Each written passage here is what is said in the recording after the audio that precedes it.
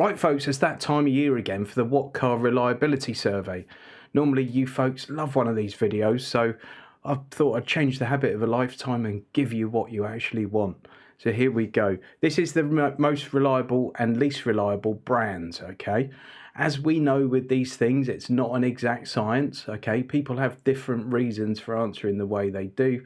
It could be argued sometimes that if you've got a really cheap car, you want to let the world know how good it is. If you've got a really expensive car and anything goes wrong with it, you're embittered about it immediately. So they're not an exact science, and you also only get sort of a certain type of person that tends to respond to them at times. So let's get all that out of the way. 16,000 people have responded to this. So this is based on the responses of 16,000 people, and this shows the previous 12 months. So up to 5 years old. So any older cars than that will not be featured in this particular survey. Okay, so number 10 of the most reliable brands is MG. MG's main selling point is value for money, so it's a good thing that their cars don't spoil that by going wrong.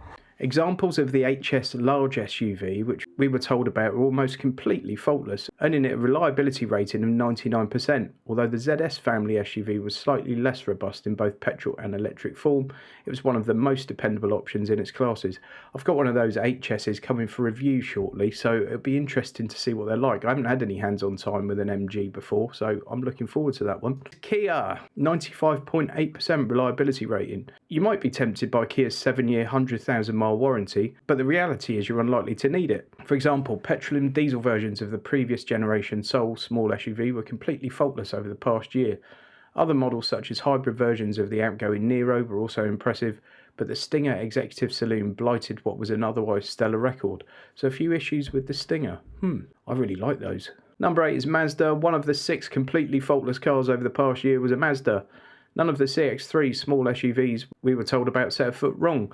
The same can't be said for the Mazda 3 family car, which let the side down in contrast of the rest of a dependable lineup. Then we've got Mitsubishi at 96.9. A decline in dependability of the Outlander PHEV large SUV means that Mitsubishi has slipped 5 places compared with last year. Only the perfect reliability record of the Eclipse Cross family SUV mitigates that slide. Toyota at number 5. Shock horror. I'm actually shocked by that. Toyota's reputation for reliability held true this year, in large part due to the RAV4 large SUV earning a rating of 99.1%. The rest of the range was fairly solid. The previous generation Yaris and the current Corolla family car standing out in their classes as especially robust options. When I'm shocked by Toyota being only the 5th most reliable brand, they are getting 97% reliability rating, which is not bad, is it? Mini at joint number 5. I'm really surprised by that because they've got a bit of a checkered history. Mini's score improved over the past year, with its convertible recording a perfect record for dependability. The Countryman small SUV and the hatchback small car were also fairly reliable, but they weren't the best in their classes by some margin. Next is Hyundai. Despite sharing many parts with sister brand Kia, it was Hyundai which came out better this year. All of its petrol and diesel models proved to be exceptionally solid, but the complex Kona Electric was a detractor from its overall score, recording a measly 87.6%. That makes it one of the least dependable EVs on sale. Number 3, Suzuki. Suzuki Swift small car's long been a favourite of young drivers because of its zesty performance and low cost. And now reliability can be added to the list thanks to its score of 99.3%.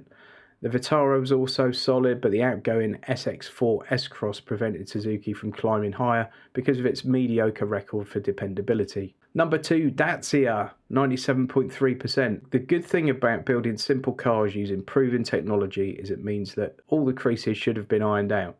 That's true for Dacia, which generally repurposes Renault parts to great effect. Yeah, this is a really great point. A, they're very basic. You don't get much in them to go wrong. But B, some of that stuff, I mean, some of the parts in those Dacias are like 20, 30-year-old Renault parts. And you have to think, at that point in their life cycle, if there were any issues, they've been well and truly ironed out 20, 30 years on. Sometimes simple is best. Number 1, Lexus. Absolutely no surprise there, is there? You might be tempted to think that luxurious high-tech SUVs of Lexus ilk are bound to go wrong, but that's simply untrue. The previous generation NX large SUV was a popular choice in our survey, yet went wrong for so few owners that it scored 99.8%. Furthermore, the UX family SUV graded at 98.4%, far surpassing the average model in its class for dependability. So now we're going to be moving on, I guess, to the least reliable brands. And only 5 they're doing on this instead of a top 10. Number 5 being Alfa Romeo. So standout here is the Giulia Executive Saloon. I really like the Giulia. I think it's a gorgeous looking car. And up until I read this, I'd always heard that they were one of the most dependable Alfas there's been in recent times. Not that that's always saying too much. But the Giulia earned a rating of 83.1%. That makes it one of the least dependable models in the survey as a whole, let alone in its class. Number 3 is Ford. The Fiesta is a great looking car at an affordable price, however it's not proven as robust as it should. More than 30% of Fiestas suffered a fault, according to owners. 33% of them broke down, resulting in a rating of 74.6%. That's awful. It should be nice to drive, not ridiculously priced, really dependable, and it's not ticking all those boxes these days, is it? The Focus family car didn't impress much either, with a rating of 90.5%, and the Puma small SUV wasn't much better at 92.8%. It's a crying shame because Ford consistently produces some of the most entertaining cars on the market. Number 3, Nissan. Not a massive surprise. Nissan's a brand with a two-sided reputation for reliability. While the previous generation Leaf was the most reliable electric car in our survey, previous generation Qashqai, the current Leaf electric, fell short of dependability you'd expect in their class. However, the worst in the lineup, an absolute worst car in our survey, was the outgoing X-Trail with an astonishingly poor rating of 59.7%. That's atrocious, in large part because it racked up bills in excess of 1,500 quid for 24% of owners. That's absolutely awful, that. Number 2, Land Rover. The only surprise there is it's not number 1. A reliability rating of 82.5%. Luxury SUVs have a lowly reputation for reliability, and one reason for this is the poor performance of brands such as Land Rover, whose vehicles are too prone to going wrong. Such was the unreliability of models including the current Discovery and the outgoing Range Rover that Land Rovers occupied more than a quarter of the spots in our list of the 25 most unreliable SUVs. And number 1 is Fiat. There's an old joke that Fiat stands for Fix It Again Tomorrow. I've heard another one as well. The 124 Spider ranked second from the bottom in its class with a rating of 84.5%, which is more than 10% worse than the Mazda MX-5, with which it shares many of its underpinnings. The Fiat 500 was even worse, scoring 80.8%. That's interesting there when you look at the comparison against the Mazda MX-5, and they're sharing many of the underpinnings, so underneath it all, they're basically the same parts, but obviously one of them is not put together so well. And then if you go onto this article, I'll put a link to the article in the video description, by the way.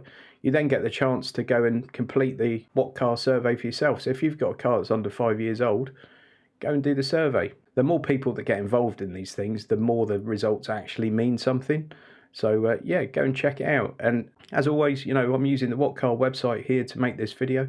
Go and get yourself a WhatCar magazine or check it out on Readly if you're one of the people that subscribe to that. And of course, check out their website. Always some interesting bits and bobs floating around on the WhatCar website. It's not a sponsored video, it's just I'm using their content to make this video, and I only think it right to give them a shout out. Thanks ever so much for watching, guys. Please give the video a thumbs up, and please come back next time. That means clicking subscribe and the notification bell if you haven't already done so. Otherwise, you can be subscribed and you won't know that I've ever released another video. Thanks again. See you soon.